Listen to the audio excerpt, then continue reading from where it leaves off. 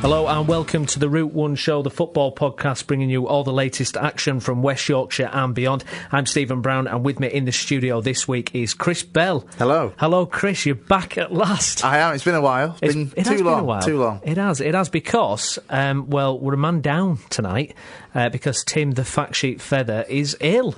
He'd sent me a text about an hour before recording saying, really sorry mate, can't do it. He's got a severe case of man flu, obviously. Well, like it is terrible, isn't it? It is, and I know what this is caused by. Have you seen his Facebook statuses where he's been going for these 5k runs when it's raining and windy and he's cycling home from work? Yeah. Trying to keep fit has made him ill. Absolutely. Listen, Tim, we've got a fact for you. Don't bother, mate. Don't bother, you're ill. Forget it. So hopefully Tim will be back to match fitness next week and he'll rejoin us. And we still haven't got Alex on. Alex has had a few weeks off now at the Spivey. We don't know what's going on with him, but we'll try and get Alex back on as well. So, Chris, in the podcast this week, has there been anything that's grabbed your attention from the world of football? What's really caught your eye? The England squad. Yeah. Particularly one man, which I'm very pleased to see in the squad, is Luke Shaw. Yes, absolutely. I know, of all the random positions for me to get excited about, it's left back, but the quality that we have there at the moment and the inclusion of Luke Shaw, I think, is a very good thing. I agree. I absolutely agree. I think it's a step in the right direction, and we'll come to the England squad a bit later in the show as well, because we're going to have all our regular updates on the show for Leeds United, Huddersfield Town, Bradford City, Halifax Town, Guiseley and Bradford Park Avenue. That's coming up on the Route 1 Show.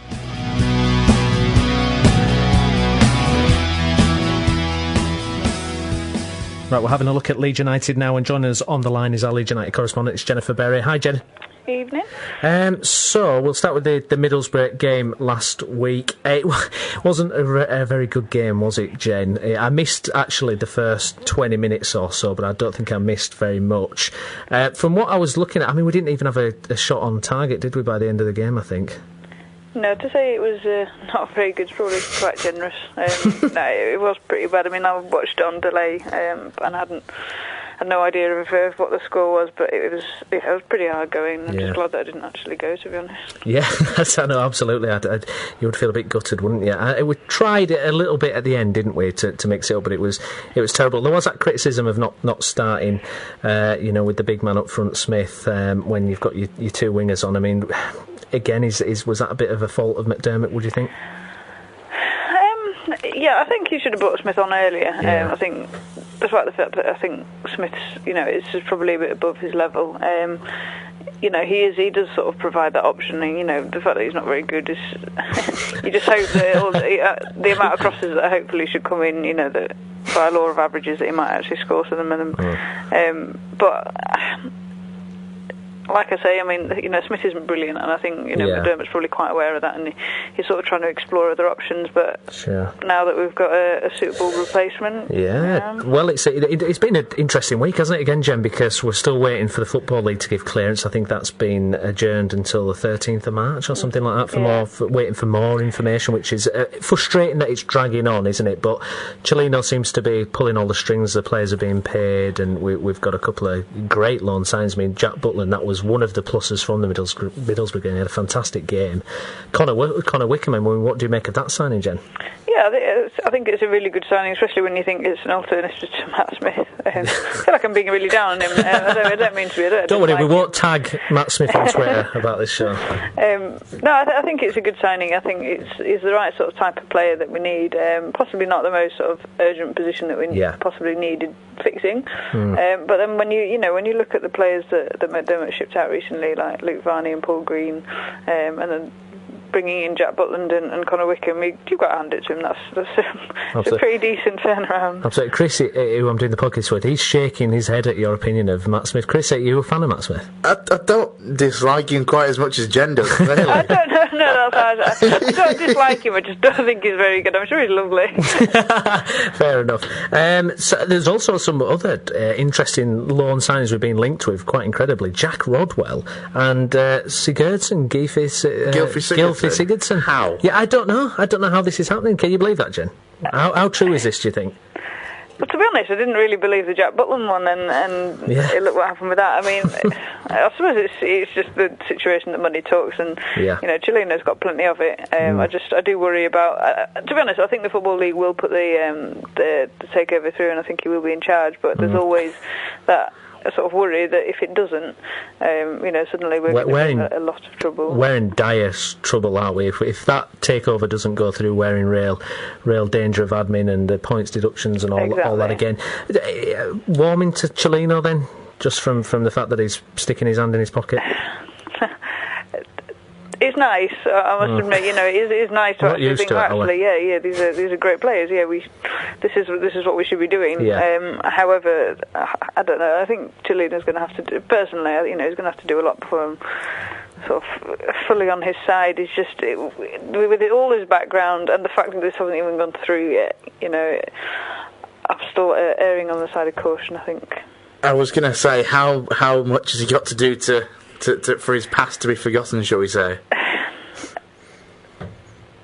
A lot by the sounds of it. But for me, the leopard never changes its spots, and to be fair to him, I mean, like I said on the podcast last week, he's a football man. He has, to be fair to him, run the club for 20 odd years, but it's sort of the uncertainty. It's the fact that he changes his mind on a whim. The money is great, but it's everything else that comes with it. It's not just, we're not just getting free money. We're not getting a sugar daddy. It's everything else that will come with it. And yes, it'd be great if he does buy back the stadium and the training ground, and if he could get the club to be sort of self-sufficient again. And the thing is, if the club is run properly, for instance, by doing the aforementioned and sort of utilising, first and foremost the supporters, I think. It could be good for the club, but that's not going to happen for a couple of years at the very least. Imagine Leeds United being run well. I just can't envisage it. Exactly. When was the last time that happened? Exactly. So, Jen, up next, it's QPR who are not on a great run of form themselves. Have lost the last three, and they're slipping down the league. Do you fancy Leeds to maybe get something there? I mean, Connor Wickham possibly starting. Is there an opportunity there? To be honest, with these two signings, I'm more positive than possibly I would have been. However, with our away form, it's just been dire, really, this whole season. So, on that respect, I don't hold my breath, really. But I mean, you sort of look at our bench, and you look at QPR's bench, for instance. It does sort of make you laugh, and I know they've not been on a great run, and Harry's maybe under a little bit of pressure, but in the end, you think that the quality that they have should. You don't fancy Matt Smith to come on and score the winner? You're fortunate, to have Matt Smith on your bench. Chris is bewildered. Chris really likes Matt Smith. And also, of course, Harry Redknapp's come out today, and all the talk of him being under pressure and utter rubbish were his words several times over.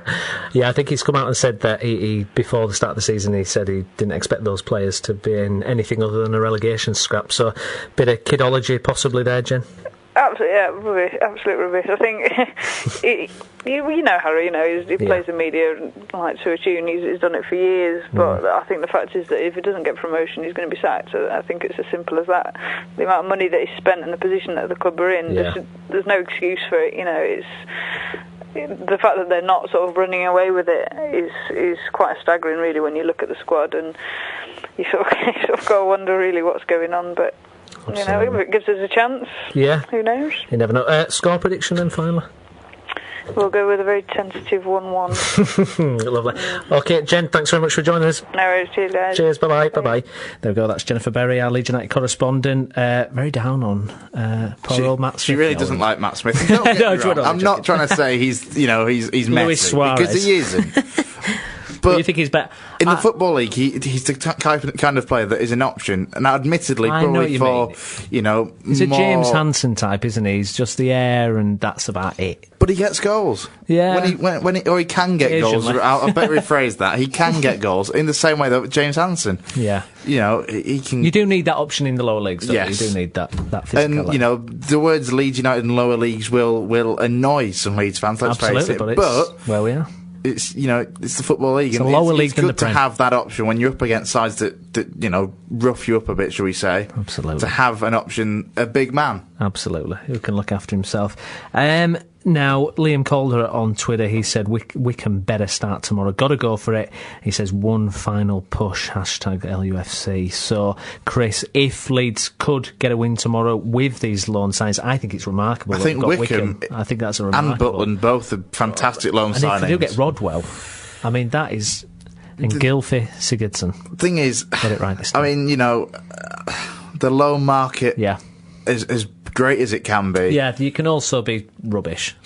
Leeds not long ago had Andros Townsend and Ross Barkley on loan, and look how that worked. Well, I mean, I'm not sceptical of the loan market, but there's history of where clubs have relied on it too much and it's backfired. Hereford spring to mind. They did it in League Two. Yeah. Brought in all these great loan signings for the level, got themselves promoted, and it's all gone downhill. And they're, struggling in the conference now by, frankly, using the loan market too much only a couple of years ago. As a quick fix, it's great. And if you can get these players in, then it would be staggering, frankly. I mean, Wickham's done exceptional, hasn't he, for Sheffield Wednesday? So that's a very good one. 11 appearance. That is, I think that's for me, really... with Colin Wickham, he's always been one of these prospects, and when he went to Sunderland, I kind of wonder whether it was too soon. More to the point, though, he's gone to Sunderland, and frankly, he hasn't had much of a crack, since he's been there. There was that feeling around him that it was a flop, wasn't it? For the amount of money that was paid, which was very harsh. I mean, what was it, £10 million, something from Ipswich? Something. And he was only about 18, wasn't he, if that? He's one of those, though, that they spent the money on the potential of a player, but they've never actually used him themselves as Sunderland. Now, we've got to hope, of course, now for Sheffield Wednesday, Sunderland's loss has very much been their game. We've got to hope that it's going to be the same for Leeds, because he's shown that he can score goals at this level at Ipswich and in the loan spells that he's had out, so here's hoping. Indeed. So, Chris, score prediction for QPR Leeds? It's a tough one, isn't it? Because with the pressure that's on Harry Redknapp, and whilst he said that there was talk of him walking away or being sacked is utter rubbish, you've got to wonder that, as Jen said, for what they've spent, they should be doing well. There's going to be a firework up the backside, I think, of a lot of the QPR players this weekend to make sure they get a result. Absolutely. With Butland in goal and Wickham hopefully starting up front, there's chances for an upset. But I'm going to go... was exceptional last week. I'm going to go 2-1 to QPR. I'm not being harsh, I'm just saying that I think the fact that QPR are in their situation, they need a result. Absolutely. I tend to agree. I think QPR will get a close 1-0 victory again. Unfortunately, you never know. Maybe we can spring a surprise. It's going to be interesting to see what happens with the takeover and goals through, so we'll keep you updated on Leeds United throughout the rest of the season. Follow us on Twitter at The Route One Show. Visit our Tumblr, tumblr.com/The Route One Show, or email us, theroute1show@gmail.com. Let's have a look at Huddersfield Town now, and well, it was a disappointing loss against Sheffield Wednesday, losing 2-0 at home to the Yorkshire rivals, Chris. And Robbins, after the game, he said, you could count on his fingers on one hand how many bad performances I had, and you would go along with that because Huddersfield generally play very good football and have performed well, but it wasn't good against Sheffield Wednesday, and it leaves Huddersfield in a strange position, Chris, because I compare them to Leeds, their local rivals, and with all the turmoil that's been going on at Leeds, you look at the league table, and Leeds are 2 places above them, with a game in hand. Do you think have Huddersfield flattered to deceive a bit? Everybody's been hyping them up, really well-run club, and they made some great signings in January, but have we been too soon to kind of praise Huddersfield Town without actually seeing the effects, or is it just a building process? Ooh, tough one. Yeah. You've thought long and hard about I have, that, you? I don't know. It's a hard one. I think they've found the level. Yeah. I think as a club, a solid mid-table position in the Championship, really. You kind of look at them and think, I don't know, try and compare them to one like Burnley, shall we say, because they haven't put in a lot of investment in the actual squad. Of course, they're still probably reaping the benefits of having been in the Premier League. Yeah. But in terms of what they've done to the squad, they sold Charlie Austin, didn't really reinvest any of that money, and look where they are. Yeah. You stumped me there. Got you there. I've got you. Well, what can Huddersfield as a club hope to achieve, really? Well, this for me is the big question, you see, and I think everything I've gathered, and we normally have Doug Thompson from the Huddersfield Examiner, who's follows them and is great about that, and he acknowledges that the club have been running the right way. It seems buying up-and-coming prospects like Inaki Wells, and they're going along at a nice steady rate, but it's not quite having the trajectory that you would have thought. I mean, looking at the form at the moment, I mean, 7 defeats in 9 is really, really poor, and you do start to wonder. The important thing, though, there is that it's 7 defeats in 9, but they haven't dropped. Yeah. Particularly. No. You wouldn't think with that form, they're still nicely safe in mid-table. Yeah. I'm trying to think of clubs of a similar size, should we say, that have really gone higher. Where do you see Huddersfield on the scale of club size and potential of clubs? Where do Huddersfield get in your mind? See, I think any club that's run well can get up to the Premiership. With potential. Look at Blackpool. Yeah, Swansea. These teams are no history to them, and Huddersfield Town do actually have a little bit of history if you go really far back. It could be one of those where it may just be a matter of time, Yeah. Give it a couple of seasons with the right signings, and they could do, a Blackpool. I mean, you look at when they went up through the playoffs, they had a pretty poor first half of their season, then just came flying out from nowhere, basically, and got in the playoffs and went to be in the final. And it could just take something like that, for Huddersfield. There is, because they've got the ground, they've got the fan base, they're being running the right way. Yeah. The only thing that's missing, really, is challenging at the top end of that table. So, that could happen. We've seen, arguably in Blackpool's case, smaller clubs get higher. Do it. So there's still a lot of optimism, really, I'd say, if you're a Huddersfield Town fan. Absolutely. One of the question marks that has happened recently is Naki Wells signing from Bradford City in January. He's coming under a little bit of criticism. He said himself that the chances haven't fallen for me as fluently as I'd like. That's where, as a striker, you need to be creative, and I don't think I've done that. So he's been quite self-critical as well. He had a great couple of games at the start. He scored, in his first 2 appearances, and it looked like a great move. But it was always going to take time, wasn't it? But football's strange these days. Nobody gets any time, do you? You've got to kind of hit the ground running. It seems at any level. It seems you've got to be incredible. That's possibly where the criticism has now come from. Is the fact that he did hit the ground running.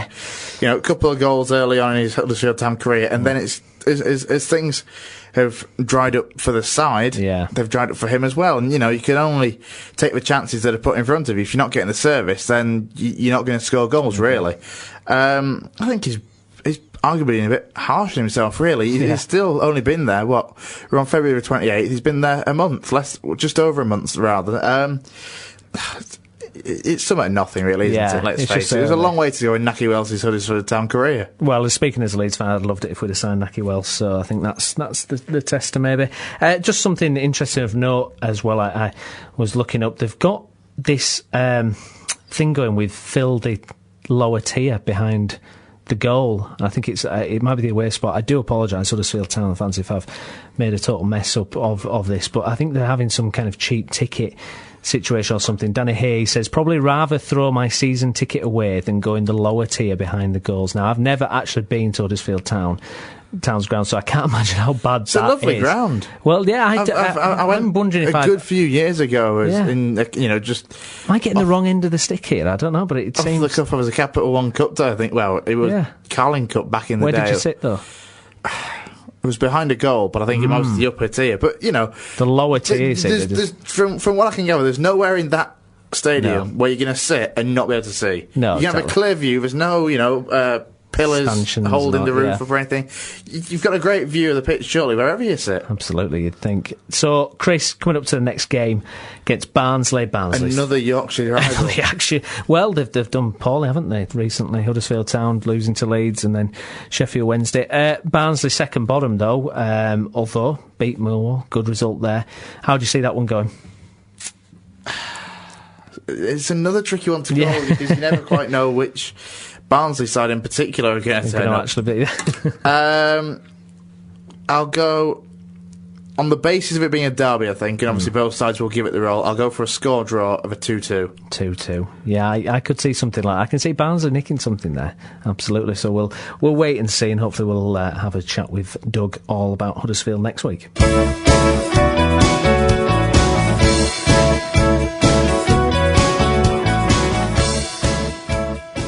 Right, let's have a look at League One. We haven't got our Bradford City correspondent Pete Chapman this week, but Chappers should be back next week, all things considering. And, well, things were looking really dire, Chris, for Bradford City just a few weeks ago, but hey, 2 gritty wins back-to-back against Port Vale and MK Dons.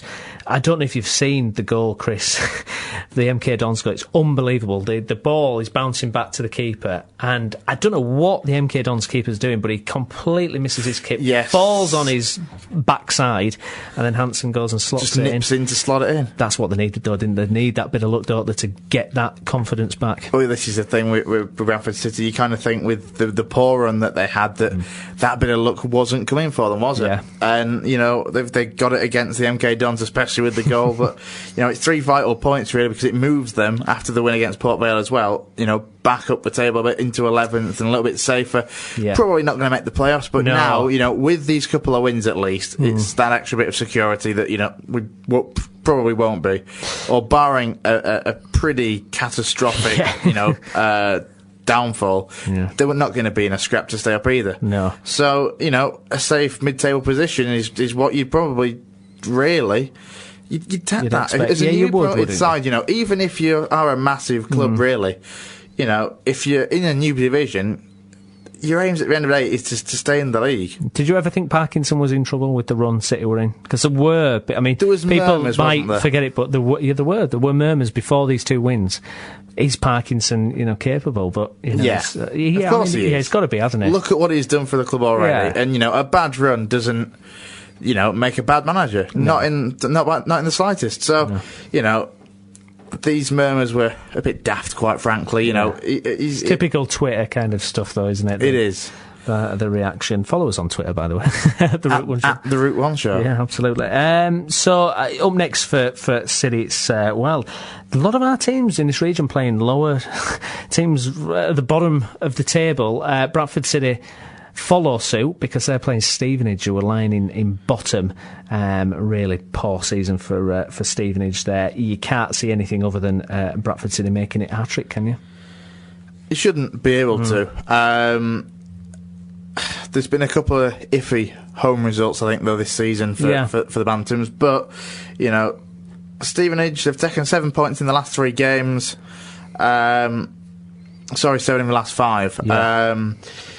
But, you know, despite that, you'd think Bradford City at Valley Parade, you'd think they'd be getting at least something like I'll go for a 3-1 Bradford City win. Yeah, I think they may have a bit of confidence after the last couple of wins, and I think they may even get a few goals. I think maybe a 3-0 or something. I think they're going to be okay, but we'll wait and see, and hopefully City can get something against Stevenage.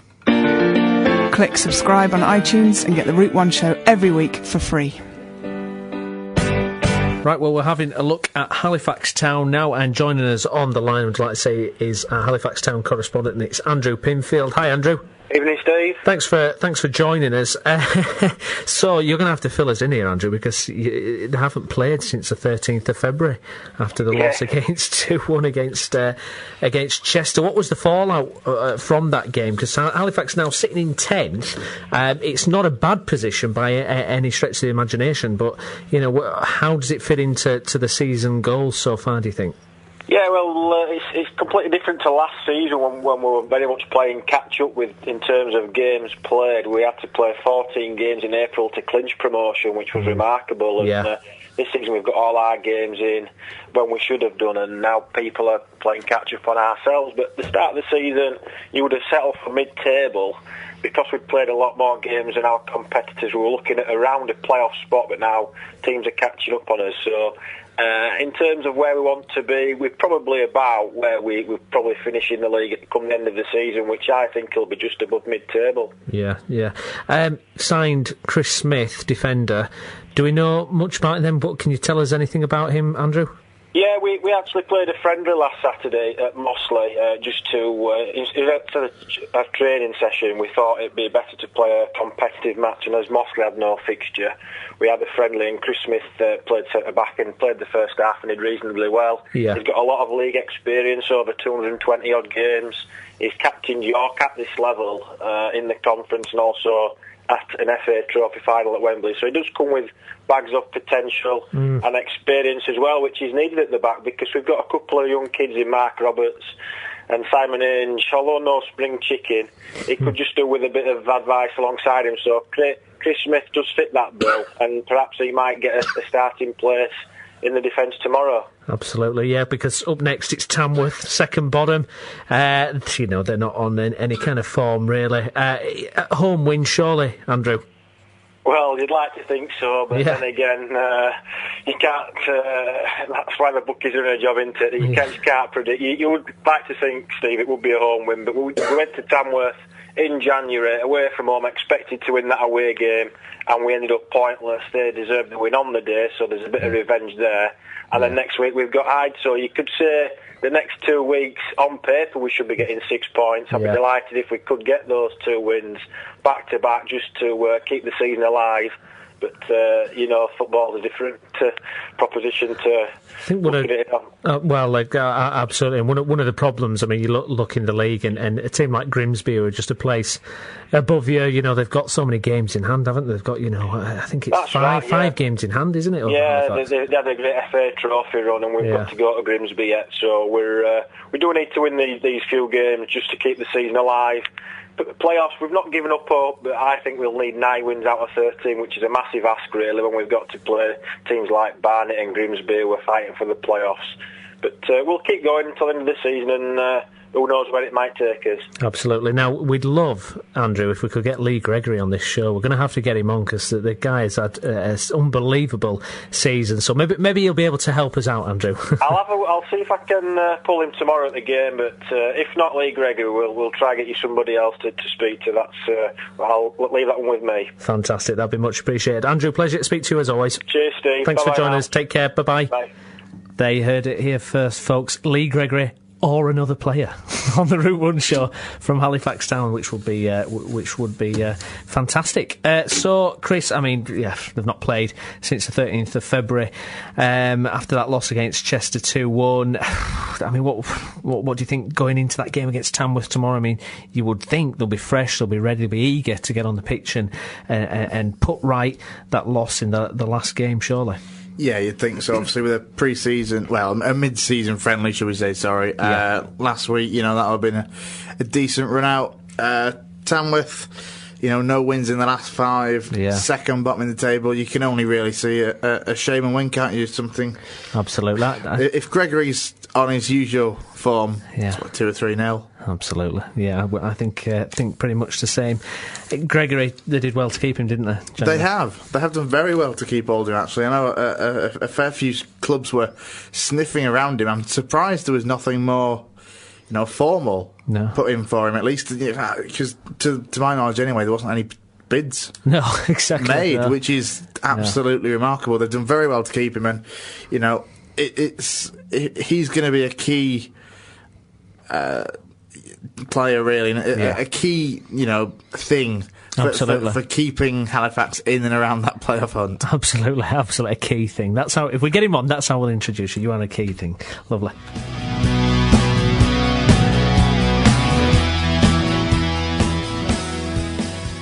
OK, we're looking at the Conference North now, and Guiseley in particular, and on the line joining us now is Colin Robertson, our Guiseley correspondent. Good evening, Colin. Good evening, Steve. How you doing? I'm good, thank you. Thanks for joining us. I've just got to say, we're ringing landlines now, and when I rang Colin then, I asked if it was Colin. I've heard his voice loads of times. I said, is that Colin? Are you absolutely sure you're Colin? It was very bizarre. I do apologise, Colin. I wasn't at last look. Yeah. But you should be a happy man, because Guiseley have ended the 3-loss streak that they were facing. They beat Brackley 2-1 on Tuesday night after the Leamington game was postponed. Tell us about the match, Colin. Was it a good win for Guiseley? It was a very good win. Brackley are a team right up there, as you know. They've got a great home record, and they've got some real strength and quality in that side. So to come away with the 3 points there, and withheld pressure, admittedly, it was a very, very open game, but a wonderful result. And the difference, unlike the previous games we've been playing on rough pitches, cut-up pitches, was that the surface was good, and it allowed us to play the sort of football that we like to play, and it boded very well. Absolutely. And do you sense the mood in the camp now is upbeat after ending that losing streak? Do you think it can maybe put together a little bit of a winning run now? I think what's going to be key is obviously the quality of surfaces that we get to play on. We've got a lot of games at home yet to come, and if the dry weather can keep up and the pitch can recover, I think we'll be in a really good shape. Because I was just thinking about looking at the squad as we had on Tuesday night. Kevin Hallsgrove came back for us. And looked absolutely tremendous. He only lasted 60 minutes because he's not had as much game time this season. How many games has he actually been featured in since he came back to the club, Colin? Tuesday night. So that was because he came back a couple of weeks ago, didn't he? But that was his first involvement on Tuesday. Against Eccleston, we didn't want to put him into that, so he's just played the Brackley game. And looked really good, really powerful, really strong, did a good job up front, and then off the bench as well with Ollie Johnson. He got the second goal, and it was an absolute peach as well. A brilliant run through two defenders, and a very good finish into the top corner of the net with the left foot. And I was just thinking that the squad looks stronger and stronger all the time, actually, at the moment, and I think we've got a really good squad just at the moment.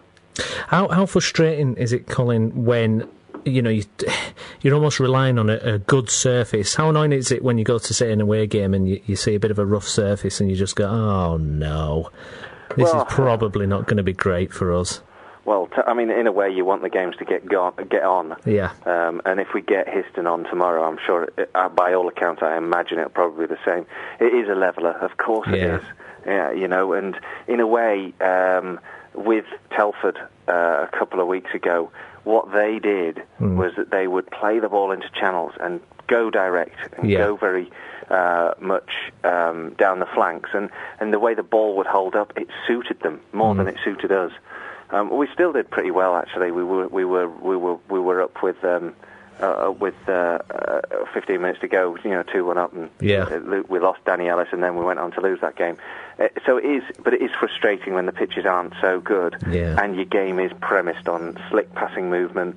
It's premised on being able to, change the angles and move the ball around, rather than the sort of direct hit the channels and move players forward quickly, which a lot of teams play, and it's very effective for them. Absolutely. And you mentioned Histon up next on Saturday, who terrible run of form. They're struggling. They're in 18th themselves. I think they've lost 5 games on the road, and they've only won 5 games all season. So with everything concerned, you'd be disappointed not to leave with the 3 points. Despite everything you said about the pitch possibly being a leveller, but you would really expect Guiseley to walk away with 3 points, wouldn't you?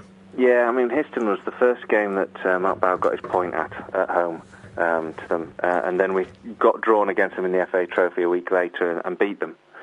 And since then, I think they've weakened by all accounts. We came up against Remy Clarima, who's a great defender, a really cultured sort of defender who can get out wide, and he caused us all sorts of problems on Tuesday night.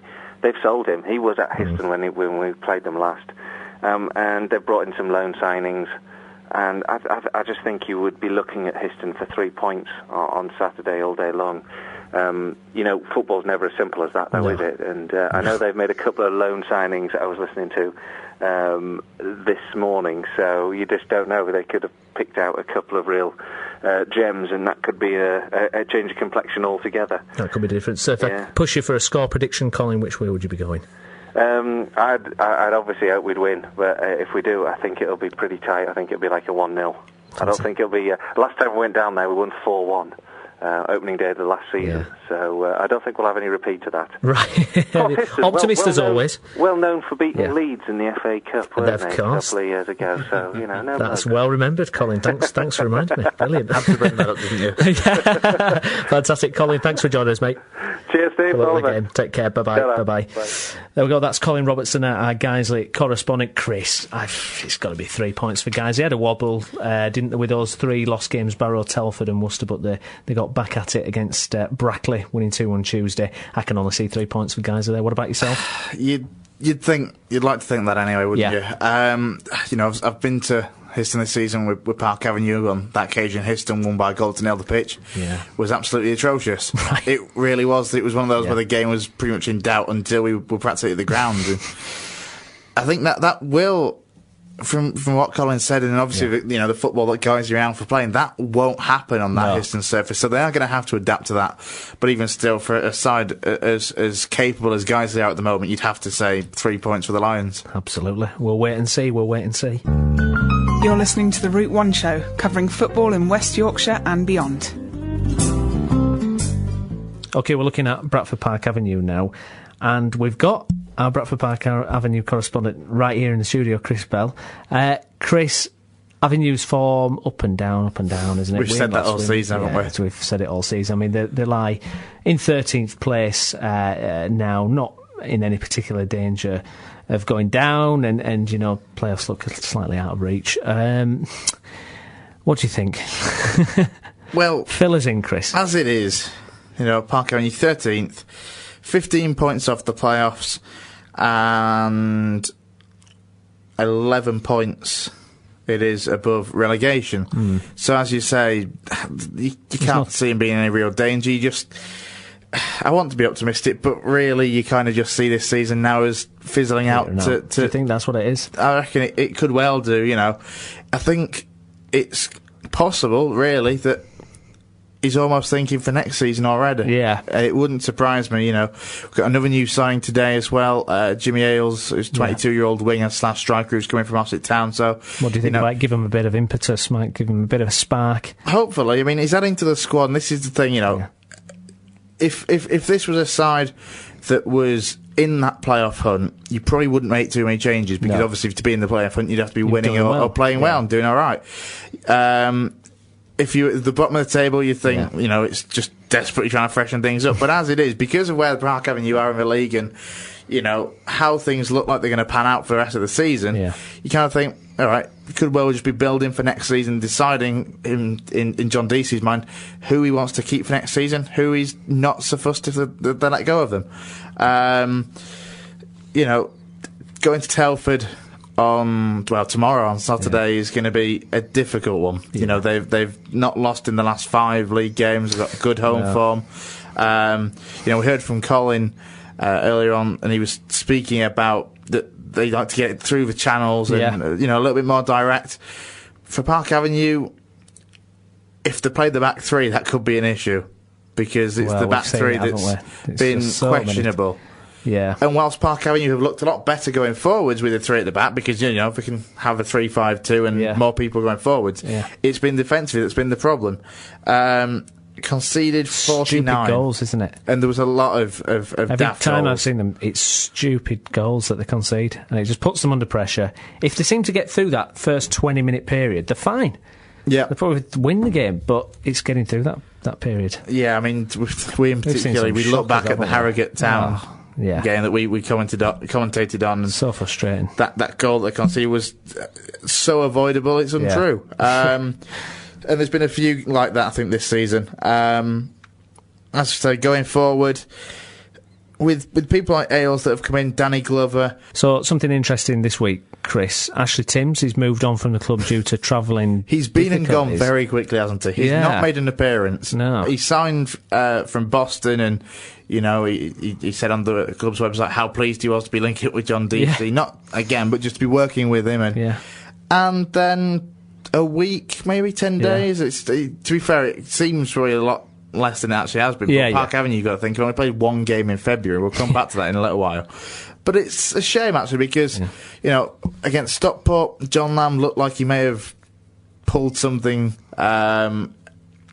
especially when conceding the second goal, when he couldn't come out to close the striker down, because he just couldn't move, basically. Knackered. And you kind of thought, that's a good sign, because Ashley Timms, though, is a player with a very, very checkered history. He's been in prison twice, once for blackmail and once for fraud. Wow. But he's come back... Does he want to buy Leeds? You have to tweet him. You're completely going off Sorry, with Chris, that. I do apologise, I just couldn't miss it.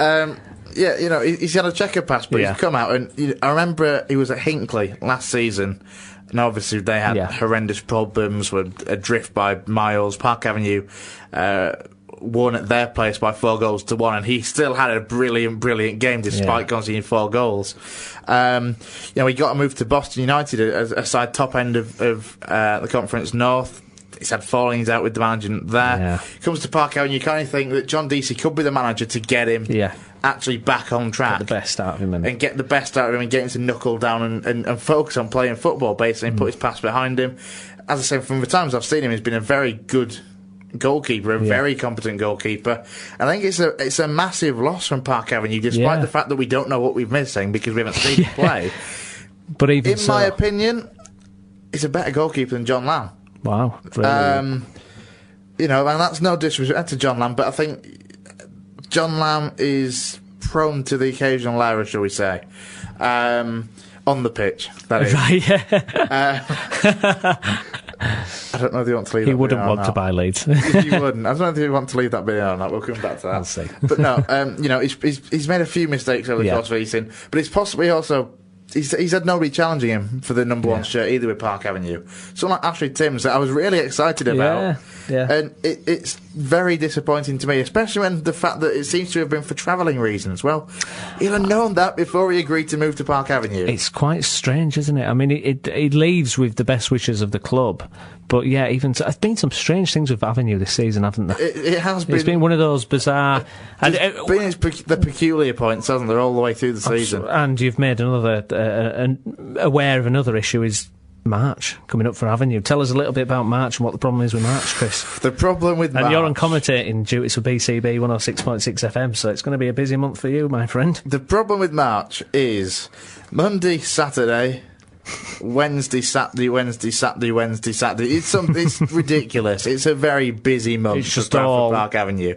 Can they handle it? I looked through the fixtures that from our our BCB schedules of when the games are. Your jaw just got bigger, open more and more. We've played one game in February. Yeah, 4 postponements in this month, and that has made for an incredibly busy March. I understand from what I can make out via the forum and other sources and whatnot that the reason for Wednesday night games is to give the pitch that extra bit of time to recover, right? Which is not a bad. That's not a bad idea, is it?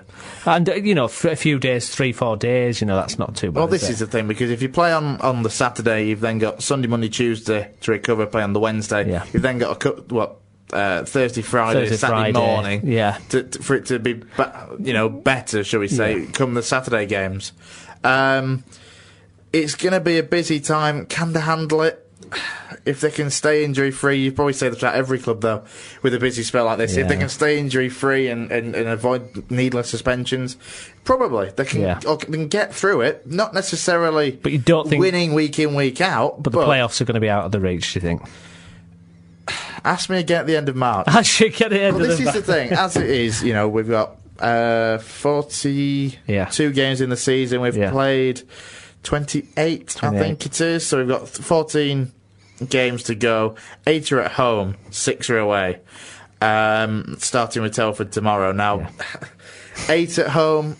Is that an advantage? For most clubs, you'd say yes, but with Park Avenue, the pitch. It's the ongoing issue. I'm sorry, all season to the Park Avenue squad. I've harped on about that all season. It does affect it, though. But it does affect it.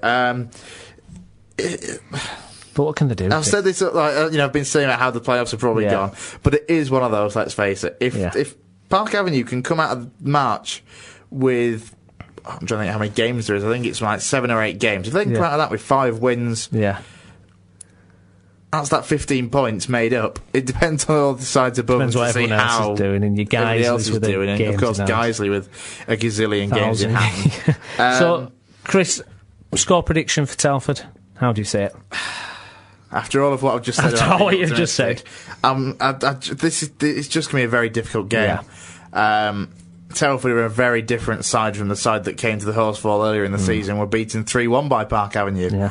At the same time, so are Park Avenue, but Telford clearly are the much more improved side, the top of the league. They're scoring plenty of goals. They've taken 13 points from the last 5 games at home as well. It's a cracking ground. And they get decent crowds as well. I think averaging probably about 1,600. So a good sized crowd. For Park Avenue, It's going to be a difficult game. I don't think anybody's, thinking anything apart from that. It is going to be a tough game.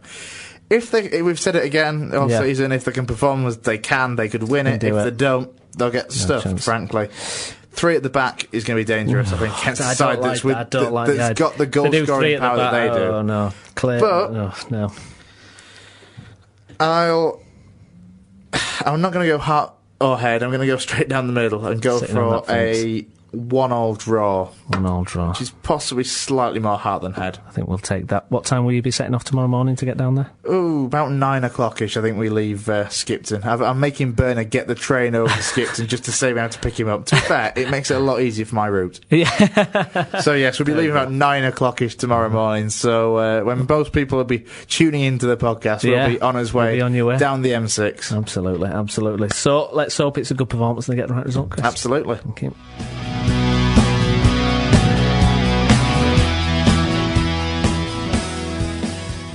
OK, we're going to have a look at this weekend's Premier League games now, starting with the first 3 o'clock kick-off. It's Everton versus West Ham United.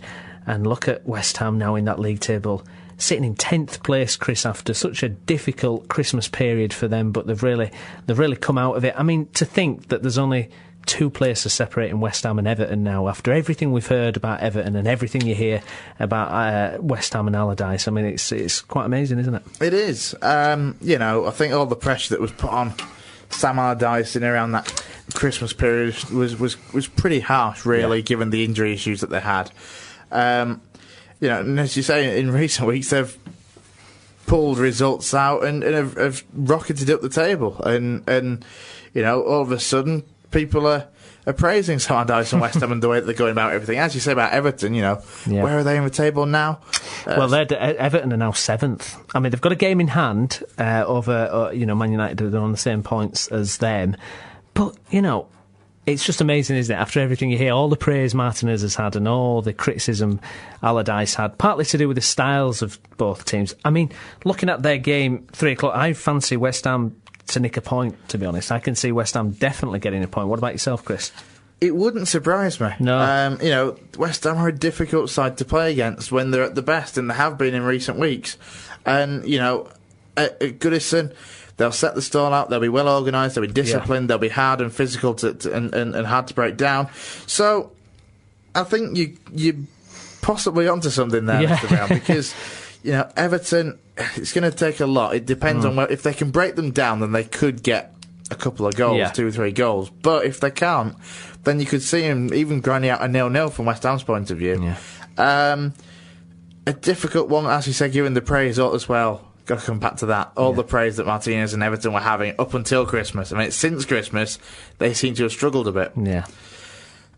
It's a hard one to call. What are you going for? I'm going to let you go first. Well, I'm going for a West Ham Everton draw. I would think something like 1-1, maybe a 0-0 even. What about yourself, Chris? I'm going to go. I'll go. He's really thinking about it, people. I'll go 0-0. This is how he wins trophies on Football Manager. You see, he thinks about it. He doesn't just go blindly into it like me. I'm going to go 0-0. 0-0. It's a bit of a dull start to the Premier League predictions, but well, the next one should be a bit livelier, Chris, because it's bottom versus top. Now, everything seems to be starting to fall into place for Chelsea in the league. If they win tomorrow, obviously Man City in the Capital One Cup final against Sunderland, so they won't play. So Chelsea really get to open up a gap if they can beat Fulham, which they should do. Fulham, bottom of the league, you would expect it, but the Premiership unpredictable. But I can't see anything other than a Chelsea win there. What about yourself? Yeah, you would think that will be a routine Chelsea Jose Mourinho style victory. Obviously Felix Magath has come in and taken over at Fulham after what René Mullenstein only seemed to be there a couple of months or so. And then it's all changed yet again at Craven Cottage. It's unbelievable. Whether it's going to pay off, I very, very much doubt. For me, Fulham are. I said this, before. Well, start of January as well. I said that for me, depending on what they do in January, for me, Fulham could well be relegation fodder, and I stand by that. £12 million they spent on Mitroglou from Olympiacos. Yeah, you did say it. And Magat's come out and said he's not going to feature in tomorrow's game because he's not ready for the Premier League. And, I know that it wasn't a Felix Magat signing, but if you spent £12 million on a player...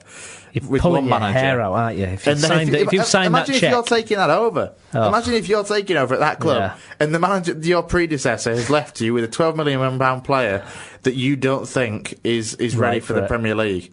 I suspect he may be right.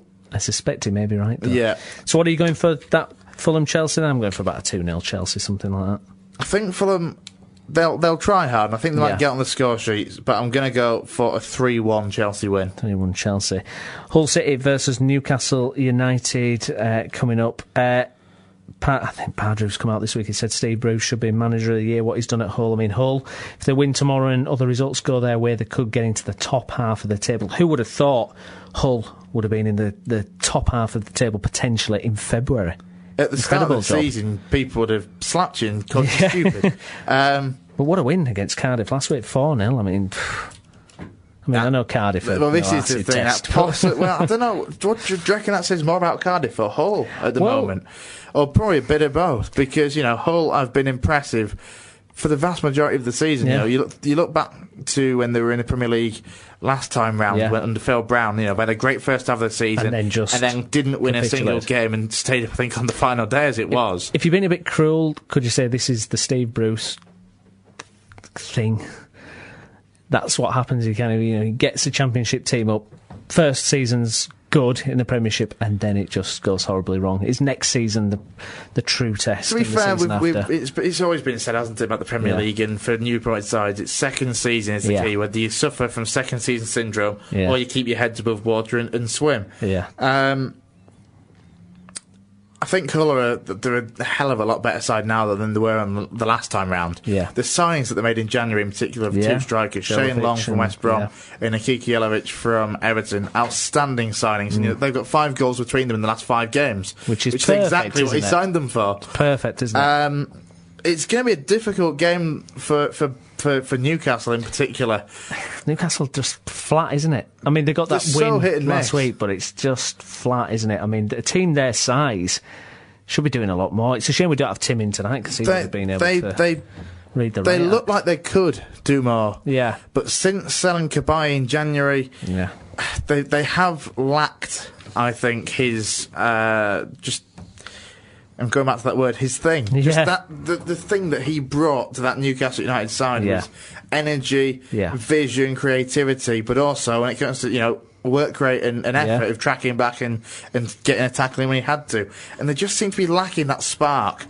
And, with the signings that Hull have made in January and the lack of signings that Newcastle made in January and losing Cabaye, I think I'm going to go for a Hull win. Yeah, I think I agree. And I'm going to go for a 3... Make this one interesting. A 3-2 Hull City win. I think I'm going to go for a 2-1 rather there. Stoke City versus Arsenal now. Only 5 teams in the Premier League have taken more points on home soil than Stoke have at the Britannia this season, so it's not good news for Arsenal. Now, Wenger's come out this week. He said Arsenal have got to be physical against Stoke. I don't really believe him. I don't think Arsenal have that capability. It's funny that Arsenal now come out and said we have to be physical against Stoke when Stoke aren't actually that much of a physical side anymore. Right, yeah. All the years have been beaten by a Tony Pulis Stoke where they were up against a physical, rugged side, and now he decides to say it. But you understand what he means, though, with the whole strength and that kind of thing. I mean, Arsenal, credit to them for even staying in there with his title race after thumpings at Liverpool and Man City. They've kind of kept in there somehow. They got that great win against Sunderland last week, but I fancy Stoke to do them 1-0 tomorrow. Really? Yeah, I do. I think Arsenal are just weak. For me, Arsenal, I think this is their best chance to take points at the Britannia. Don't get me wrong, I think they have in the past, but it's always been difficult for them. But I think there's something about Stoke that I'm just. Even though they've beaten United at home, well, who hasn't? I'm kidding. But you know what I mean? this different style of Stoke for me hasn't quite settled. And, no. You know, it didn't work earlier in the season. It showed quickly that it was taking a lot more time to adapt than what Mark Hughes would have wanted. Yeah. From the fact that they were 17th at one point, only just up, out the bottom three on goal difference. Absolutely. I think for Arsenal, this could say a lot about Arsenal and whether they can be a force in the title race. Yeah. If they can get a win at Stoke, especially with Manchester City not playing this weekend as well, because the Cup 1 Cup, it'll add a bit of extra pressure on them. Yeah. I think they can do it, so for that, I'm going to go for a 2-1 Arsenal win. 2-1 Arsenal win, lovely. I'm going to go for a 1-0 Stoke, so we shall see. The game of the weekend for me is Southampton versus Liverpool. It's a 5:30 kick-off, Chris. I mean, that's a tasty one, isn't it? Southampton-Liverpool. Or is it as great as everybody makes out? Because Southampton, everybody raves about Southampton, or were doing, but they're below Newcastle, who everyone's whinging about. What are they now? Ninth or something. They're Southampton now. I think they play good football. They play good football. At the moment, they arguably play better football than Newcastle, I think. Yeah, Well, absolutely. I don't think there's out any like that. It's going to be... This is a big game for Liverpool in the same respect that Arsenal at Stoke is. If they can win at somewhere like St Mary's at the moment, then that, adds to their possible title credentials. And don't forget, Liverpool aren't out of it yet. They're only 4 points behind, or is it 6? No, I think it's only about 4 points, I think they are, behind Chelsea at the top. Are Liverpool contenders for you? I think so, yeah. I don't see any reason why not, Sturridge 8 in 8. Squad-wise, really, they've got just as good a squad as Arsenal for me. And everybody's still saying they're title contenders. True, yeah. As you say, Sturridge, the form he's on, 8 in the last 8, and he scored 31 goals in 38 games. Incredible, in isn't it? Liverpool shirt. He's got the best strike rate in Europe at the moment as Daniel Sturridge, ahead of Messi, Ronaldo, Ibrahimovic. That's phenomenal, isn't it? And scary, that isn't it? shows just how good a form he's on. Yeah. Luis Suarez, I think, is about 5th in that list, as well as current, strikers on form across the European leagues, and he hasn't scored for 3 or 4 games. Well, what's interesting about Suarez, is you put him up front, he scores the goals. When Rodgers has moved him about, played him out wide, he's assisting. Yeah, the guy just it's so frustrating for me in my fantasy football team because I've got him and I took out Sturridge when he was injured. Oh no! But Suarez can have such a massive impact wherever he plays on the football field.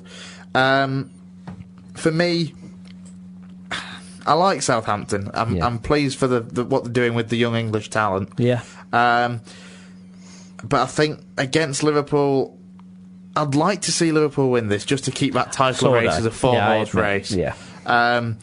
So possibly going a little bit more with that in mind than what could actually be the result. I'm going to go for a 2-1 Liverpool win. I agree, except I think it'll be a draw. I just think, unfortunately, Liverpool will just...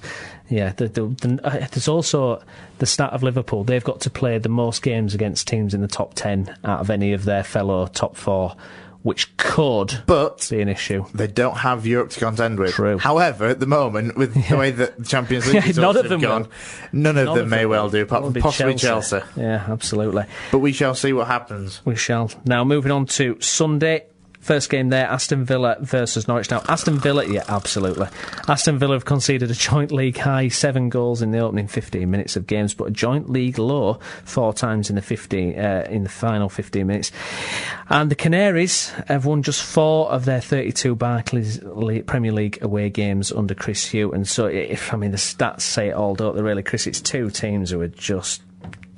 dire. I think if you were a fan coming into this season for Aston Villa, you would have really thought Paul Lambert, alright, bit of a shaky first season, but the second season will be fine, and it's just been a mess. Their game against Newcastle last week was just horrendous. It's not been great, has it? Let's be honest. It's been pretty poor. I'm almost lost for words with this. Well, I still fancy Villa to do a 1-0 because there's just, it's just that record of 4 away wins in 32 for Chris Hughton with Norwich doesn't bode well for the Canaries, if you ask me. Oh, it could be a terrible 0-0. A draw for this, though, helps absolutely nobody in the way that bottom end of the table is at the moment. And they're stuck together, 13th and 14th, Villa in 13th, Norwich in 14th. I mean... What we've got to say about Norwich, though, of course, is off the back of a great win last Sunday against Spurs. True. Didn't see that coming at all. Played well as well. They did. That's true. At Villa Park, terrible. At Villa Park for Villa, which is a bad thing because they've had you've got a side with a really bad away form against a game with a terrible home form. It's going to be awful. That could make for a great 3-3. You never know. You never know. I'm going to be optimistic. I'm going to say there's going to be plenty of goals between these two sides and go for a 1-1. I'm just going to say 0-0 and forget it. That'll be. What are you betting? That game doesn't exist to you. Yeah. What are you betting? That'll be the last game on Match of the Day too. I think they'll actually show Saturday's highlights before they even show that one. That's how bad too good, too bad, even before that. Exactly. Yeah. Exactly.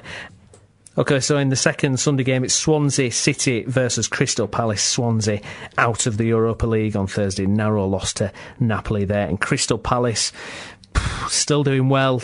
They're in 16th place. They've got a game in hand as well, and they've conceded just 9 goals in the last 9 Premier League games, so going really well at Crystal Palace. Did some great business in January as well. Swansea, Laudrup leaving and bowing out of the Europa League, but 12th position, quite safe. I think league form has improved it's gone a little bit recently with the Gary Monk. The win against Cardiff in the derby really was a massive catalyst for me, just how well Gary Monk will do. If that was could have been a pretty bad start, let's face it. You did fear the worst, didn't you? I think, with Palace's resilience, Swansea, whilst they are still playing good football, they just don't quite seem to what we've seen of them, especially last season anyway. No. I think this game is probably draw written all over it for me. I'm going to go for a 1-1. 1-1, yeah. I'm going to go for... I fancy maybe Palace to nick it 1-0. Yeah, an away win, but we'll see. Final game, Chris, Premier League game this weekend. It's Spurs versus Cardiff. Disappointing result for Spurs last weekend, and Cardiff getting absolutely trounced by Hull. Ole Gunnar Solskjaer, do you worry? I do. I really do. I didn't think I'd be worrying this much about Cardiff at this stage. I kind of thought that he was going to come in, with the money that Vincent Tam the reputation wasn't going to give to Malcolm Mackay that he did give to Ole Gunnar Solskjaer, with this, one of Europe's up-and-coming young managers who's won back-to-back league titles with Molde in Norway and all that kind of thing. You kind of thought, all right, Premiership legend. Exactly, a Premier League legend. You thought he'd come in and frankly do better than he has done so far. Is it a bit of a poison chalice, or what he quite walked possibly, into? let's face it, with a... I like it. Vincent Tanner's come out and said, I'm not the villain. Oh, You just make yourself sound more like a villain. Don't say the word villain. He may as well have been holding a black and white striped bag with the word swag on it and wearing a black mask when he said it. Wow. Exactly. That's ridiculous. Yeah. He is completely the villain, let's face it. In terms of what they've done on the pitch, hindsight's a wonderful thing, and you'd love to know what they would have done under Malcolm Mackay in the same period, and just to have been able to compare it. Obviously you can't, and as it is, we're looking at Cardiff last week, that 4-0 thrashing from Hull City. They're going to a Tottenham who of course went through in the Europa League last night with a good win. 3-1 win, 1-3-2 on aggregate against Dnipro. Yeah, fantastic, wasn't it? Adebayor getting a couple, Ericsson get the and Adebayor, the key man, you almost wonder, again, hindsight's a wonderful thing, you wonder, imagine if AVB hadn't have fallen out with him. Yeah. Imagine if AVB had played Adebayor and the form that he's been in. I think 8 in the last 10 games for Tottenham now in the league, plus 2 last night. Incredible, isn't it, really? Hindsight's a wonderful thing. Yeah, AVB must be pulling his hair out. How could you do this? If it just, shook hands and made up, it could have been very different.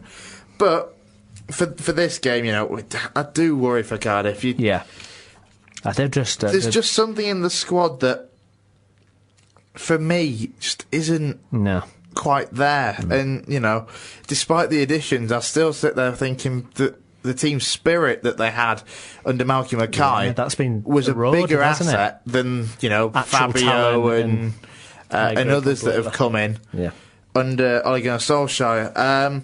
That's true. I think I haven't gone for a particularly comprehensive scoreline tonight, but I am going to with this one. I'm going to go for a very emphatic 5-1 Spurs win. I'm going for the same goal difference by 4, but I'm going to go 4-0. Well, I thought of that and then thought, let's be a little bit different, a bit more exciting, let's risk it. So I'm going to go for a 5. I don't think Spurs are going to get to the Champions League. Did I say 5-1 or 5-0? 5-1. I'll go 5-1, there we go, yeah. I don't think Spurs are going to get the Champions League. I think Daniel Levy is going to be, again, a very disappointed man. Yeah. All the spending. You know, with Fulham, there's always this desire to get into the top 4, but I think the top 4 for me is set as it is. Not necessarily 6 points behind order. Liverpool now in 4th. Tottenham, they can't catch that up, will they? Depends a lot on Liverpool, whether they'll slip up. But you know, I just think that the top 4 as it is, with the teams that are in it anyway, you know, Man City, Chelsea, Arsenal, Liverpool, I think that will be the top 4. Not sure about the order yet. No. But I can't see Spurs breaking into that, sadly. No, I can't. And we should mention it's the Capital One Cup final at the weekend. It's Manchester City versus Sunderland. Score predictions for that one, Chris? It's a difficult one. It's one of those where you look at it and think, it isn't difficult, Man City will walk this. But there's always something with, you know, with these cup finals. At the end of the day, you know, it's 90 minutes to decide a trophy, and you look at the FA Cup final last season with Man City against Wigan. You know, nobody gave Wigan a hope in hell before that game, and they just went and nicked it in the 90th minute. It's cup final football. You see, it's a tricky one. My other half is a Sunderland fan. Oh, really? So I need to be very careful where I go with this. I really possibly could have. There's a lot riding on this. I should have looked at getting a ticket. It was the proper boyfriend, wasn't it? I'm going to let you go first with this one. See, I think Manchester City will wrap this up. I think it's going to be 3-0 or something. Yeah. So what are you going for? Yeah, I think 3-0. Pellegrini's first trophy in Europe it'll be as well if they do it. Well, I need to think about the roof above my head when I get home. So I'm going to go for 2-2 after extra time and Manchester City to win on penalties. If we're being really technical about it. I like that because you know if Manchester City get the win, which they probably will do, it softened the blow a little bit. Softened the blow. So I'm going to go 2-2 after extra time. And then a Man City win on penalties. I really just put it this way: I'm not going to go to the bookies and put that on. Very good, very good. You're listening to the Route 1 show, covering football in West Yorkshire and beyond. Now, the England squad has been announced by Roy Hodgson for the upcoming Denmark friendly next week, and we'll just go through the team, starting with the goalkeepers. Fraser Foster, Ben Foster, Joe Hart, John Ruddy are the goalkeepers selected. The defenders, Leighton Baines, Gary Cahill, Stephen Colker, Ashley Cole, Glenn Johnson, Luke Shaw, Chris Smalling, Kyle Walker. Midfielders, Ross Barkley, Michael Carrick, Tom Cleverley, Stephen Gerrard, Jordan Henderson, Adam Lallana, Frank Lampard, James Milner, Alex Oxlade-Chamberlain, Raheem Sterling, Andros Townsend, Jack Wilshere. And the forwards, Jermaine Defoe, Ricky Lambert, Jay Rodriguez, Wayne Rooney, Daniel Sturridge and Daniel Welbeck. Right, can I just tell you, first problems with the squad straight away is anybody who saw Manchester United midweek will look at Tom Cleverley and Michael Carrick and just be fuming because the pair of them were useless. Absolutely useless. Fair enough, you might say England regulars to a certain degree, but I'm pretty for my money, I don't want them anywhere near.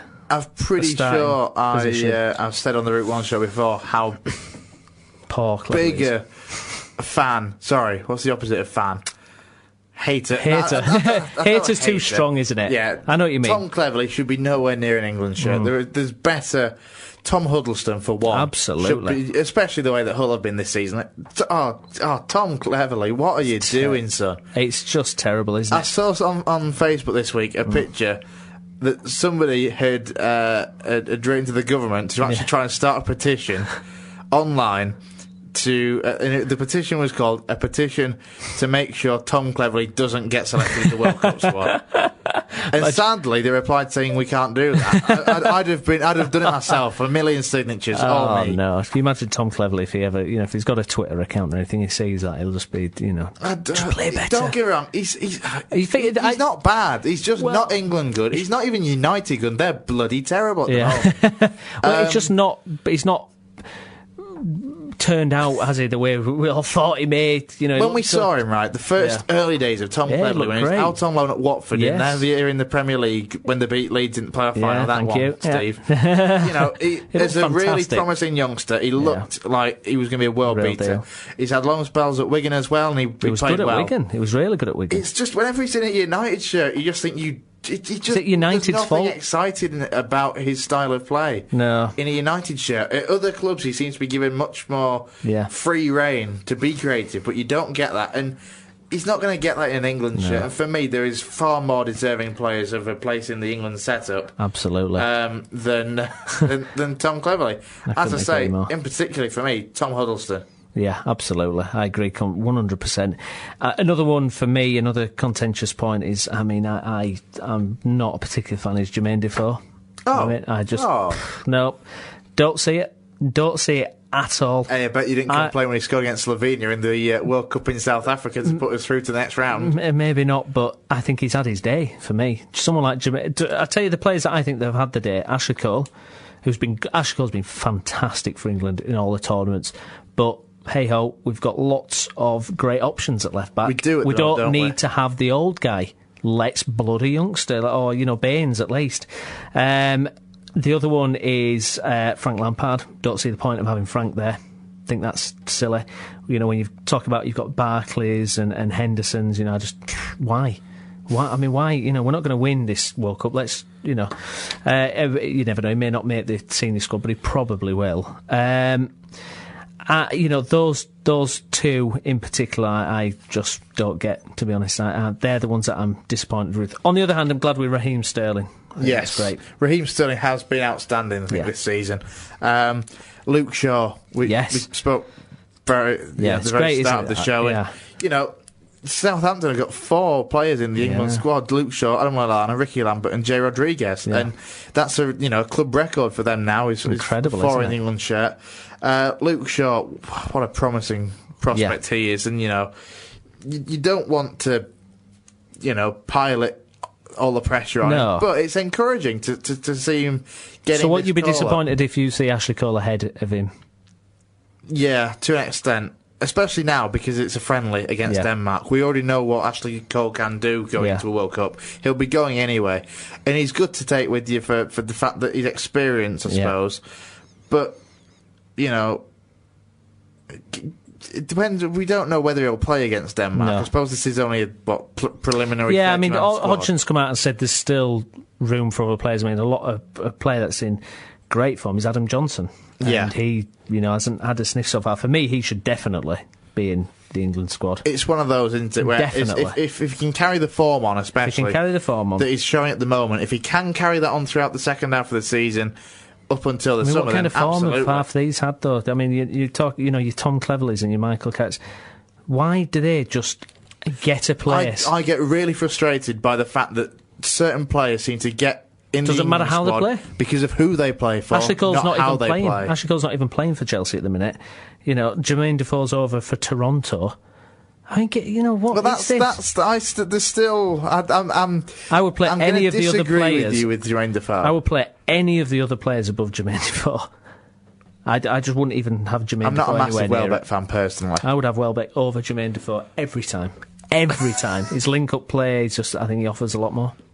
I really do. But the point is, some names have just got a guarantee and they're not worthy of it, really. There shouldn't be this guarantee for certain names, should there? No. And, I've said before that for me, this World Cup in 2014 in Brazil should be a chance to prepare players for future tournaments because as you know, we're not going to win this tournament, and that makes a really nice change. That nobody thinks we're going to win this tournament. There isn't that don't waste expectation. So don't waste it playing the same players you've played for 10 years. Exactly. This is the one to bring through the likes of your Luke Shaws, to give other possible centre back pairings a try out, you know, and to give midfielders that aren't Frank Lampard or Tom Cleverley a chance. I mean, Gerrard's for me is on his last tournament. I would play Gerrard in the holding role that he's done at Liverpool. Ahead of him, I would play Wilshere and either Barkley or Henderson. Henderson has been on some great form recently, hasn't he? Then you've got great choice on the ring. You've got Sterling. You know, I mean, Lallana's more of an attacking midfielder that can play that kind of side position on the wings. On current form. Sterling. See, Chamberlain. It's got to be Johnson. Chamberlain's done good, hasn't he? He has, but I don't think I've seen as much an improvement in him recently as we have in Adam Johnson. For me, what about Townsend? Johnson and Chamberlain. Again, he had a great first half of the season, but he seems to have dropped off a bit as well. Had injuries, didn't he? And then he's kind of slowed his progress, hasn't he? Yeah. So for me, if we were trying to pick a side now out of what's there, that's that's experimental to some degree as well. Interestingly, as well, quickly come back to the goalkeepers very quickly. Ben Foster, of course, who's come back out of retirement. So we've got two Fosters, Fraser and Ben. No relation whatsoever. No. One's Forster. I've got this up. One's Foster. Let's do this bit again. That'll be fine. Edit. So the goalkeepers. The goalkeepers. Ben Foster has come back out of international retirement. Not entirely sure why. No. Well, no, to be fair, I like Ben Foster as a goalkeeper, but I'm not sure he's ever going to really feature. No. I'd still play Joe Hart, and I'd still play John Ruddy ahead of him, probably. I wonder if there's any regulations of how many players in a position you've got to take, because when it comes to the World Cup squad... I think the World Cup, it's 3. You have to take 3 goalkeepers. That's a shame, because if you could just take 2, you would really just take 2 and give an extra place to a forward player. But I've got... It's the regulations. I think the regulations are it's 3 Tweet goalkeepers. Us if you know the regulation. And then you've got 20 outfield players. 20 outfield for 10 places, basically. It's got to be Joe Hart, though, hasn't it, out of all them? Yeah, it will be, won't it? You know, if you look at the side, I'd go for experimental sides, some a bit different. So we're playing Italy first. Out of the ones that are available here, plus Adam here for what about Adam friendly? Johnson? Let's talk about this friendly. All right, okay. So for this friendly, who are you going? So you're going for a slightly experimental, but well, as experimental as we can be with the players that are in this squad. So net, who you have? I tend to give Fraser Foster a chance, but then, I mean, people have raved about him this season, but at the same time, he's playing the SPL, and that's no disrespect to him or really to the SPL, but you're not up against great teams. No. You know? And I like Scotland as much. I love Inverness Caledonian Thistle as a club. I love them. But they're not going to be a match for any side in the Premier League, let's face it. But for this, you may as well give him a crack. Give him a half and give Ruddy a half or whatever. Luke Shaw, I'd like to see him get some game time, even if he just had a half each with Leighton Baines. I just can't believe I didn't even mention this. Sorry, we've done. I agree with you. Left back, bit of Luke Shaw, maybe Leighton Baines. Yeah. Right back, Chris Smalling. Is he in? Oh, his God. performance the other night. Squad? He's in the squad. It's just him and, well, there's Glenn Johnson as well, but him, Kyle Walker, and Glenn Johnson, I suppose, are vying for a right back. I know it's not that experimental compared to what we've seen, but he's the best. Chris Smalling was just terrible. He's another player for me. Terrible. Because it says Chris Smalling, Manchester United gets in. He shouldn't. He shouldn't be anywhere near that. John Flanagan. There is a player who has had a great season. Absolutely. He has had an outstanding season under Brendan Rodgers for Liverpool. Absolutely. Centre backs. I'm trying to think who's in the squad. We've got Cahill, there's Colker. I read a great article by Martin Samuel the other day, and he was arguing the point that what a shame that Terry is kind of persona non grata with the England team now, because he's been Chelsea's player of the season. A lot of people who've watched Chelsea regularly and said he's one of the main catalysts for their season. Are we missing out not having Terry? Factor, isn't it? That's getting the best out of him at club level.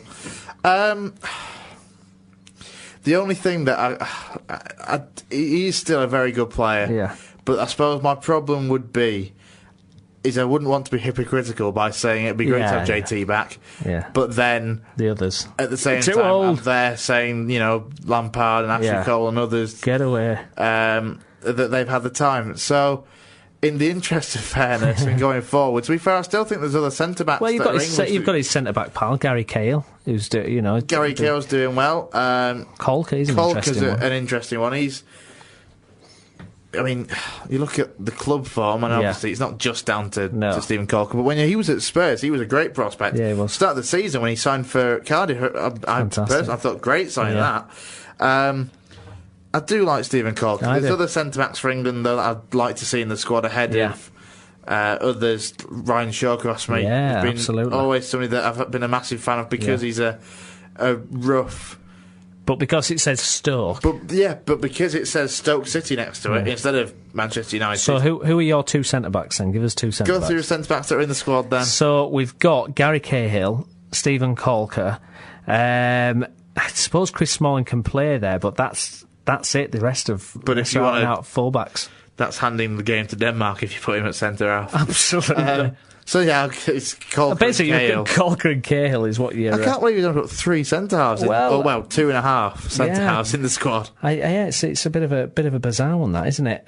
Midfield then, Chris. Presumably you go for the same at centre-half. Yes, absolutely, yeah. We're not exactly spoiled for choice. No, absolutely not. Midfielders, are we going to go for a 4-4-2? Yeah. So we'll go for a 4-4-2. My midfield, I would go for... Actually... This is a tricky I'm going to go for a 4-5-1/4-3-3. Yeah. He's one of those with wingers. I'm kind of... You see, this is where flexibility comes in. Quickly run through the midfields again. So the midfielders, you've got Ross Barkley, Michael Carrick, Tom Clowney, Steven Gerrard, Jordan Henderson, Adam Lallana, Frank Lampard, James Milner, Chamberlain, Sterling, Townsend, Jack Wilshere. So Jack Wilshere, there's some for good me, options there. For me, Jack Wilshere, Barkley, I would love to see them two play together. I think they're our most two exciting. How does this sound then? Steven Gerrard in that holding role. Yes. And Jack Wilshere and Ross Barkley as the two centres. Oh, yes. Yeah. I would go with that. I'd quite like to see James Milner feature as well. I like Milner. Big fan of Milner, hard worker. Yeah. And then on the flanks, Raheem Sterling. Yeah. And who are the other wingers? Townsend. You've got Lallana. Chamberlain. Yeah. You see, Sterling, without a shadow of a doubt. Absolutely. And I'd go Chamberlain, Yeah. Because he's young and exciting, isn't he? A young, exciting prospect. And he's playing better over the last couple of months than Townsend has. Absolutely. If Adam Johnson was there. Adam Johnson. Yeah. Although I have no qualms about playing Adam Lallana out on the left-hand side, because he does that for his club on a regular basis as well. And then up front. So you're playing just the one, or if you're going to be flexible, say 1 or 2. All right. What will be your 1-2 option? If it's your 1, I suppose you've got to go Rooney. Yeah. To be fair, you look at the goal that against score against Crystal Palace as well. Yeah, you've got. He's one of few highlights I think with Manchester United this season is that he is still playing pretty well. Still all right. 300 grand well. No. Could anybody play 300 grand well? Samuel Eto'o was on something similar when he was at Anzhi in Russia, and Falcao at Monaco was on 300 grand a week as well. So there's a few of them out there, isn't there? Zlatan Ibrahimovic, he's on something similar as well at PSG. So there's a few of them out there. I think it's just this. It's because it's Manchester United and it's Wayne Rooney that it's all of a sudden been hyped up. Also, though, comes the fact that it all started as well from Wayne Rooney, murmuring about leaving. Yeah. Have you noticed that every time that he murmurs, eventually it comes back down to Manchester United chucking buckets of money at him? It's just phenomenal, isn't it? It's just you can't. I'm gobsmacked at how he seems to have so much influence. Can you imagine if he left? What would United do if he ever left? I don't understand this desperate clawing. I've never seen United desperately claw after a player. They let Ronaldo go. They let Ronaldo go. They let Nistelrooy go. They let Van Nistelrooy. Stam. Keane. They've done this before, but Rooney seems to have this special grip. Power. Yeah, this. He's got something weird. By the absolutely. Hasn't he? Let's face He's got it. a fantastic agent or something. So, anyways, getting back to the point. So you've got to say Rooney. I got Rooney Sturridge all day. I don't think you can look beyond Sturridge in the form that he's in. You just have to. And then third choice for me, probably Ricky Lambert. Yeah, big fan of Ricky Lambert. Absolutely. But it's a tough one actually. If you play 4-4-2, Rooney, Sturridge. If you play 1, Sturridge actually. I'm changing my mind. Yeah, if you play one, if you play one, actually, yeah, because it suits with what he's been doing for Liverpool as well. But don't you just know that would never happen, would it? He would never get picked above Wayne Rooney, Sturridge. We just know it. I can't. Not in tournament. All right, for a friendly maybe, but never in tournament football would anybody get picked above Wayne Rooney. Wayne Rooney can be playing like a dog's dinner, which quite frequently is in tournaments, and he will still get picked, regardless. It's just infuriating. I can see you're absolutely infuriated. Yeah, no good at all. So there we go, Chris. Anything else from that England team that strikes out, or have we dealt with England? I'm trying to think if there's anything that's missing. As I say, we've touched on a couple of, in particularly the key names. If you were to change 4 out of that squad, who would you get rid of to start with? Well, definitely Carrick and Cleverley. Carrick, Cleverley, Cole. And I would probably Defoe. And Defoe. Absolutely. Okay. Defoe. Now, who would you be your 4 to put in? Oh, see, this is the tricky one, you see. Definitely Adam Johnson. Yeah, I'll agree there. Central midfield, we're very light, aren't we? I'd go Tom Huddleston. Because of how well he's been doing for club. Absolutely. You could probably make a fair case as well for Jake Livermore, because he's been doing just as well in the centre with Huddleston. For me, I'll go for Huddleston. Yeah, I'll go Huddleston. I think we need to add a defender in here somewhere. Probably a centre-back, really, because you look at what he's actually taking. Who have we got centre-back-wise, though? Shawcross, Jagielka. Jagielka pulled out, that's right, because of an injury. Otherwise he would have been there. Who else is there? Terry. No, stop coming back to him. Could be worse, though. You could say Ferdinand. Yeah. I'd never say that. See, we haven't got great amount of depth, have we? I feel like we're missing loads, though. I think there is, but I don't think not we're loads. But I don't think we're few here. Yeah, but I see this is part of the problem with England. If you start to get a couple of injuries, you're struggling. Get in touch, people. Yes, and just let it just tweet us your England. Tweet 11. us your England suggestions. Yeah. At the Route 1 show, let us know who you think should be in that squad. Yeah, for Denmark and beyond at the World Cup. Well, there we go. That's your lot. That's it for the Route 1 show this week. I've been Stephen Brown, and with me in the studio has been Chris Bell. Thank you very much for joining, Chris. No problem at all, mate. And maybe the fact sheet will get over his man flu and be back and next appear week. sometime soon. Yeah, absolutely. Thanks for listening.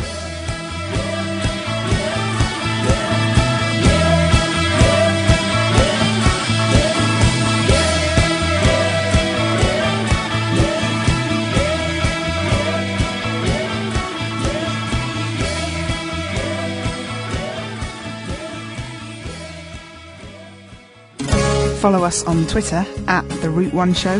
Visit our Tumblr, tumblr.com/The Route 1 Show, or email us, theroute1show@gmail.com.